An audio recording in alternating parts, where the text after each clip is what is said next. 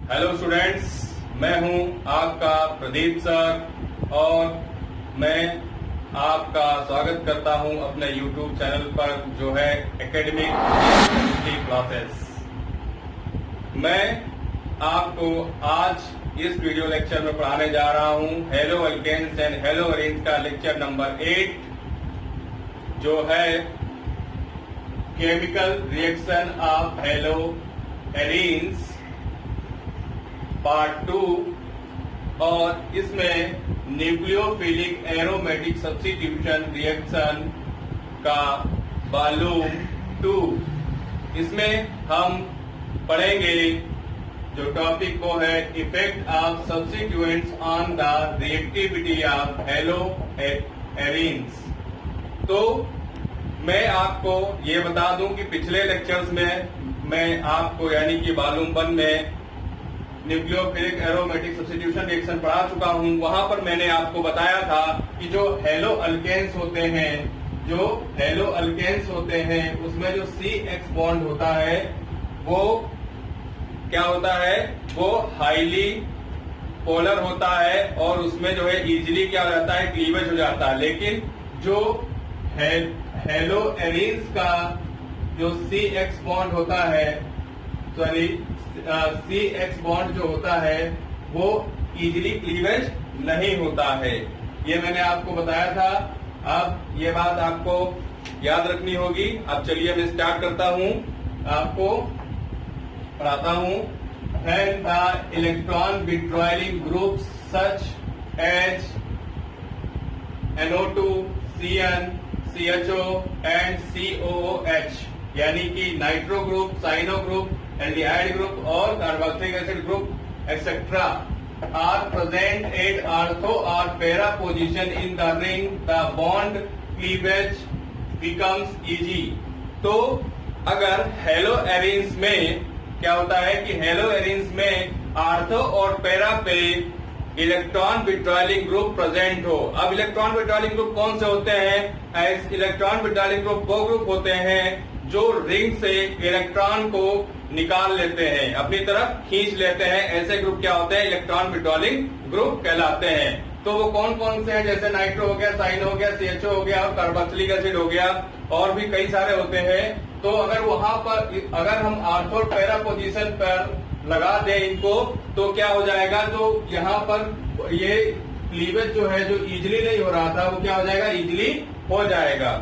तो यहाँ पर हमने क्या लिया? नाइट्रो लिया। क्या लिया? नाइट्रो। हमने क्या लिया? नाइट्रो को लगाया, यानी कि क्लोरोबेंजीन में हमने पैरा और आर्थो पोजीशन पे नाइट्रो को लगा दिया जो कि एक इलेक्ट्रॉन विड्रॉलिंग ग्रुप है। और तो इसमें क्या होगा कि रिएक्शन बहुत इजीली हो जाएगी और जो है जो CH बॉन्ड है वो इजीली क्या हो जाएगा? क्लीवेज हो जाएगा।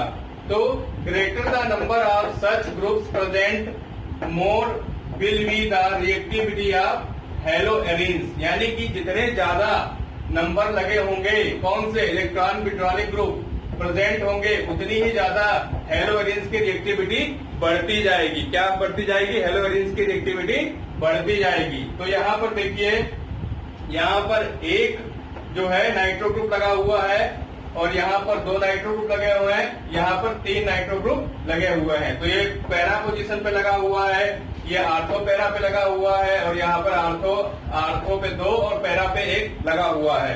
तो इसका नाम है 1-क्लोरो-4 नाइट्रोबेंजीन, इसका नाम है 1-क्लोरो-2,4 डाई नाइट्रोबेंजीन और इसका नाम है 1-क्लोरो-2,4,6 ट्राई नाइट्रोबेंजीन। तो जितने ज्यादा जो है नाइट्रो ग्रुप यानी नाइट्रो ग्रुप लगे हैं, इलेक्ट्रॉनिक विड्रॉलिंग ग्रुप लगे हुए हैं, उसी तरीके से इसकी क्या है? रिएक्टिविटी इंक्रीज हो रही है। देखिए यहाँ पे मैंने एरो बनाया है और एरो के साथ मैं बता रहा हूँ कि increasing reactivity of hello arenes in nitro substituents. ठीक है, यानी नाइट्रो सब्स्टिट्यूएंट्स इसमें लगा दिया है तो इसकी रिएक्टिविटी क्या हो रही है? इंक्रीज हो रही है। जितने ज्यादा नंबर है उसी तरीके से क्या हो रहा है? इंक्रीज होता जा रहा है। अब मैं आपको यहाँ पर एक पिक्चर दिखाना चाहूंगा। पिक्चर मैं आपको ये दिखाऊंगा कि किस तरीके से इसकी रिएक्टिविटी बढ़ रही है। तो आप पिक्चर देखिए, इसमें आप देख पा रहे होंगे कि क्लोरोबेंजीन है और क्या है? 1-क्लोरो-4 नाइट्रो क्लोरोबेंजीन है, 1-क्लोरो-4 2,4 डाई नाइट्रोबेंजीन है और 2 क्लोरो 1,6 नाइट्रोबेंजीन है। तो अब इसकी अगर हम जो है क्या कराएंगे, इसकी हम क्या कराएंगे, अगर रिएक्शन कराते हैं किसके साथ में, सोडियम मेथॉक्साइड के साथ में, ठीक है, मेथनॉल की प्रेजेंस में, जो 50% 50 डिग्री सेंटीग्रेड पे आप देख पा रहे हैं पिक्चर में। तो हम देखेंगे कि जो क्लोरोबेंजीन है, क्या है, जो क्लोरोबेंजीन है वो उसकी रिएक्टिविटी रेट क्या है, 1 है। और इसके बाद अगर जब एक हम जो है नाइट्रो ग्रुप पैरा पोजीशन पे लगाएंगे तो इसके रिएक्टिविटी रेट उसके कंपेरिजन में 7 × 10⁻10 बढ़ जाएगा। और जब जो है नाइट्रो ग्रुप पैरा और आर्थो पोजीशन पे लगा होगा तो क्लोरोबेंजीन के रेस्पेक्ट में ये इसकी रिएक्टिविटी कितनी बढ़ जाएगी, 2.4 × 10⁻15। और जब तीनों जगह पे यानी कि दो आर्थो पे और एक पैरा पे नाइट्रो ग्रुप लगा होगा तो ये क्या हो जाएगा, टू फास्ट मेजर करेगा। क्या करेगा, टू फास्ट, यानी कि बहुत जल्दी रिएक्शन करेगा। कैसे करेगा, बहुत जल्दी रिएक्शन करेगा। तो पिक्चर में आपको साफ साफ दिखाई दे रहा होगा, आप पिक्चर को देखिए अच्छे से, इसमें आप अच्छे से समझ लीजिए क्या हो रहा है इसमें। अब मैं आपको पिक्चर में आपने देखा, अब मैं आपको रिएक्शन के थ्रू भी दिखाऊंगा कि किस तरीके से मतलब रिएक्शन कितनी फास्ट हो रही है। तो चलिए स्टार्ट करते हैं। मैं आपको दिखाने जा रहा हूं nucleophilic substitution in nitro substituent haloarenes. Nucleophilic substitution in nitro substituent haloarenes. तो इसमें मैं आपको दिखाऊंगा किस तरीके से रिएक्शन करके रिएक्शन कितनी फास्ट हो रही है। तो आपने पिक्चर में देखा, ठीक है। अब मैं इस तरीके दिखाऊंगा, ये देखिए क्लोरोबेंजीन को जो हम सोडियम NaOH के साथ में रिएक्ट कराते हैं तो फिनाल बनता है। लेकिन फिनाल बनने में यहाँ पर जो है कंडीशन क्या अप्लाई होता है, एक तो 300 ATM प्रेशर होना चाहिए और टेम्परेचर होना चाहिए 623 केल्विन, ठीक है। लेकिन जब हमने एक नाइट्रो ग्रुप लगा दिया और फिर वही रिएक्शन हमने NaOH के साथ में कराई तो यहाँ पर हमें प्रेशर नहीं लगाना पड़ता और टेम्परेचर भी कम रखना पड़ता है और हमारा और प्रोडक्ट हमें मिल जाता है 4 nitrophenol.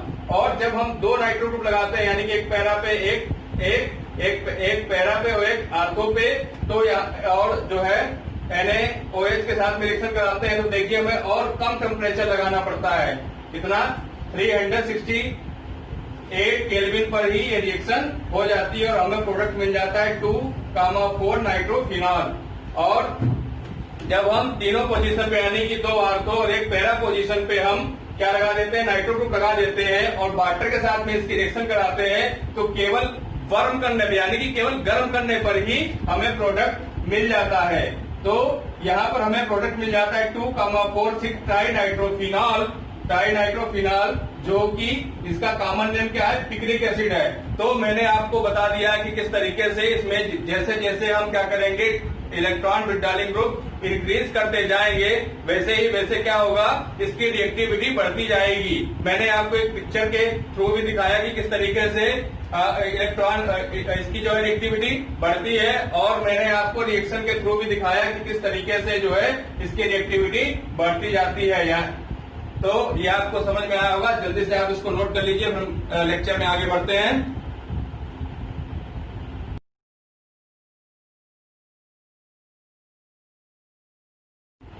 The addition elimination mechanism of nucleophilic aromatic substitution.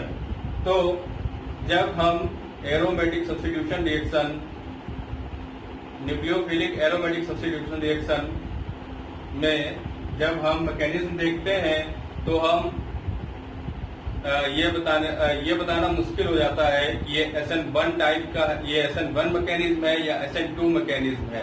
तो इसके लिए हम यहाँ पर एक नई टाइप की मैकेनिज्म देखते हैं जिसको हम लोग बोलते हैं the addition elimination mechanism of nucleophilic aromatic substitution.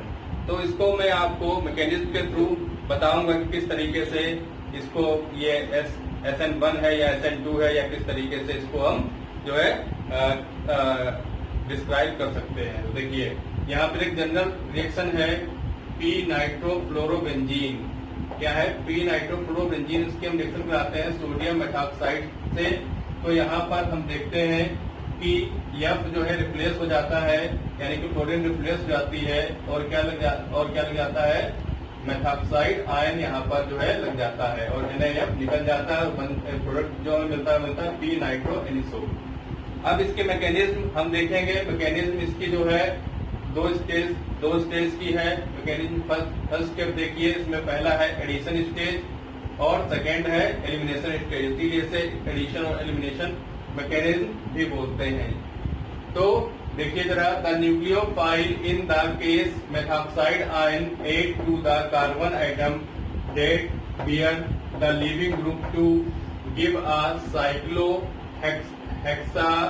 हेक्साडाइनेल ion intermediate.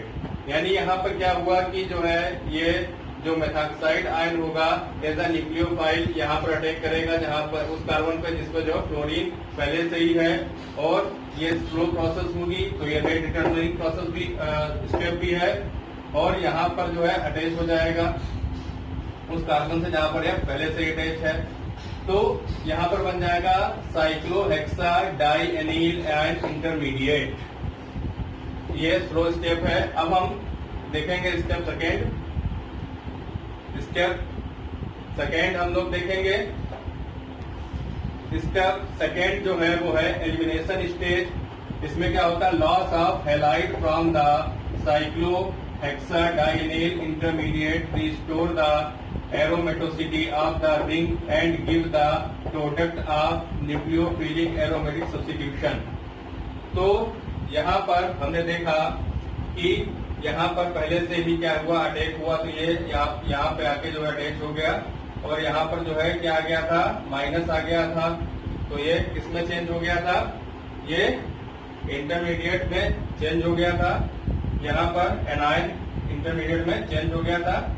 अब यहाँ पर क्या होता है कि ये इसके जो दो यहाँ पर जो एक्स्ट्रा इलेक्ट्रॉन है वो फिर से यहाँ पर अटैक करेंगे, और जो फ्लोरीन है वो क्या हो जाएगा, लिविंग ग्रुप निकल जाएगा। जो फ्लोराइड आयन यहाँ पर निकल गया, तो यहाँ पर जो इसने एरोमेटिसिटी खो दी थी, फिर से अपनी एरोमेटिसिटी क्या कर ली, इसने रिस्टोर कर ली, और ये स्टेप फास्ट होता है, और हमें प्रोडक्ट मिल जाता है नाइट्रो एनिसोल। तो यहाँ पर जो है ये जो मैंने मैकेनिज्म बताई है उसका बताना मैंने इसलिए बताई है ताकि आपको बता सकूं कि यहाँ पर कौन सी मैकेनिज्म होती है। तो इसमें हम पहले ये चीज पढ़ते हैं। देखिए जरा, nucleophilic substitution with inversion of configuration is blocked by the benzene ring of haloarenes that's by SN2 process cannot be achieved।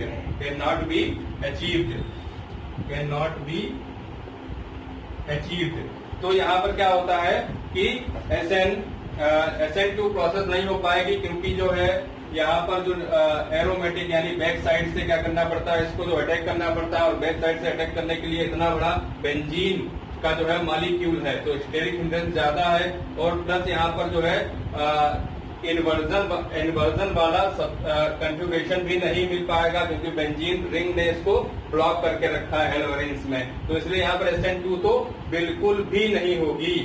अब यहाँ पर जो मैकेनिज्म है उससे कुछ पॉइंट निकल के आए हैं, वो मैं आपको दिखा देता हूँ कि देखिए,